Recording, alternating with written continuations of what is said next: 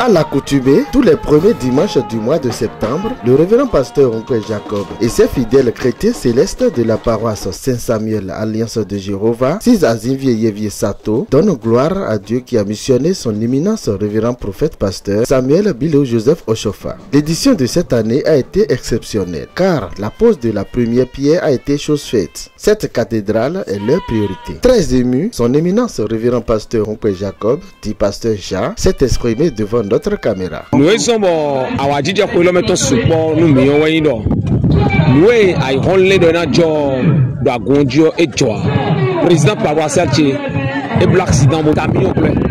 Mon camion nigne keke bi men débouayer.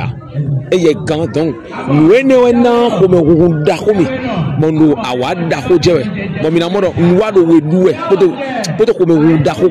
Obigba vikbe vilewe do jije ton do juin mais bon jije de vikbe vile do miro mina zekwa to na sumbrik no bon mi awa zone me de le be do apa bo de apa bo mi sumbrik be de dai o mi adore pele me do que e pe o mi do na bo post pierre bon gbegbe mi na do kono por azantan ton gbe o mi na hu enjigado bo kozo na be pere ko meti okunda ko mondo pe bo able post pierre nu eyin ye wo ko on do pero ma una reme ma ko mo le bibo e me bina mo tire mo koton o me de humi do me wale o izi apaza tombo zan e sankwe donc ene me ko me humi mon ko de me le bisese me mate wa bo zankwe abozi afoto mo wa fiyo e ko blo boko me mo ko de me le me bina bio carré to titi me ko lo me de ko jijoko ma uton na kondo e jibo lile do ko to le to ko e lo me o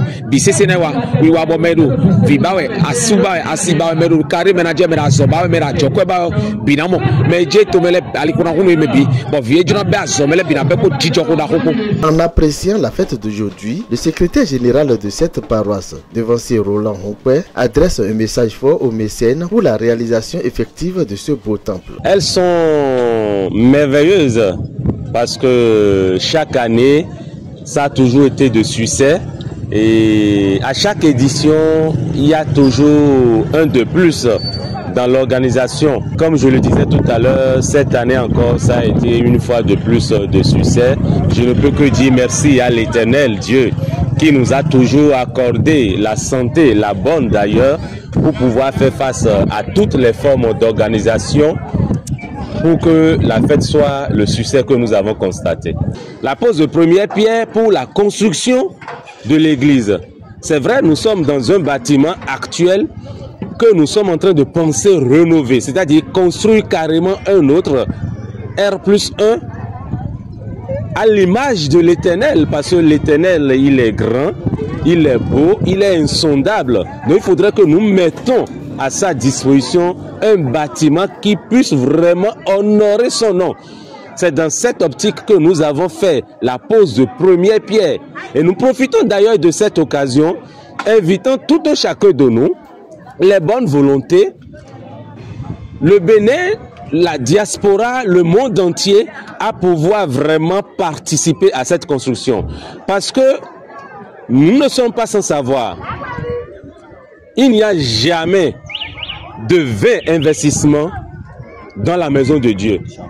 Là où tu éjectes 5 francs dans la maison de Dieu, il y a toujours un retour. Pas nécessairement un retour pécuniaire, mais l'Éternel nous enlève tout le temps des accidents. Nous fait éviter des accidents, nous fait éviter des problèmes sur lesquels, si en temps, il ne nous faisait pas échapper et que nous nous plongeons dedans, sincèrement, ce serait catastrophique. Donc du coup, nul ne peut investir dans la maison de l'Éternel et échouer. Nous invitons à cet effet toutes ces personnes à nous joindre au 01, si c'est la diaspora, je donne directement le numéro, plus 229 01 97 64 17 72. Ça c'est le numéro du secrétariat. Et le numéro du révérend pasteur même, c'est le 01 96 27 72 04. Oui, là, mettons, tout peiné, je peux pas chocolat. Et ouais, s'entendons, on a pris un seul. Donc, bébé, on va mis ça, pasteur, il y a encore qui boudon. Il y a un parent, on a pu aimer. Boudon, c'est-à-dire, on a gay. Bon, on a un couteau. Bon, il y a pasteur de couteau, il y a une manifestation. Tant on a un peu de temps, quand tu peines ma ou d'or, tu as un peu de bon. Les bidons, les bidons, quand même. Quand on met Dion, on met le temps. Le comité de l'Union, il est dans le médecin. Il est dans le médecin. Il y a d'autres qui ont pris un assaillant. Le bien est comme une bande d'or. Je peux pas chauffer ton assaillant à Bahote. Oui, de toi, nous Bahote, moi, nous Bahote. Donc, elle a vu un bel indor, oui, nous avons parlé, oui, ouais, il a droit, on a tout, il a beaucoup bas. Moi, je ne veux pas, je tout s'est bien passé. On rend grâce au Dieu de Chofa qui nous a permis de voir ce jour. Et par la même occasion, je tiens à remercier tous les membres, les révérends, les pasteurs, tous ceux qui ont pris la peine de venir et de contribuer à la fête. Je tiens à les remercier en toute sincérité. Et que le Dieu de Chofa puisse les bénir aussi. Et bien, la fête est bien passée. En gros, c'est une dinguerie.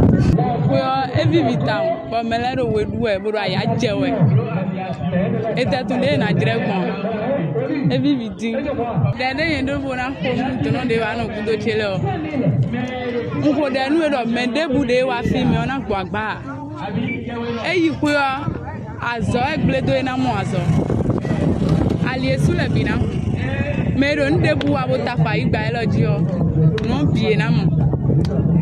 But my own level, but me not going to jail. Meanwhile, I'll go beyond a level. Therefore, I go village. Fear now back, question go not for Mauni. Mi donc nous, si Diaka mettons président, mettons tout autant. Papa mettons talon, mi donc béni. Nous raisons mi donc béni, que nous est CST de Ekewa à Goussin le tonton mais nous tito à Gouanton mais do béni dans Mawa Jalono et nané à Zanka Bega bon beto de nawa bon yé ton mais nawa bana bekando eni à sorton nous mais on a dit do alome mais on a dit do jijome mais on a dit do zizame on xɔ ɖe ɖagbe do bene to xɔ dzi ɖɔ sɔmi na yi kpodo dzidzɔ kpokpo bɔn tuna dɔ nua dzivi na yi dzia bɔn mina blo kpodo eye dzidzɔ ko da kpokpo do yin Jésus Christ. Nos félicitations aux membres du comité à l'organisation ainsi que ceux du comité paroissial pour la réussite totale de cette fête. Nous invitons les gens de bonne foi pour accompagner ces fidèles chrétiens célestes dans la construction de cette cathédrale dans laquelle ils vont louer et adorer Dieu. Merci à tous ceux-là qui ont participé activement à cette fête. Alléluia.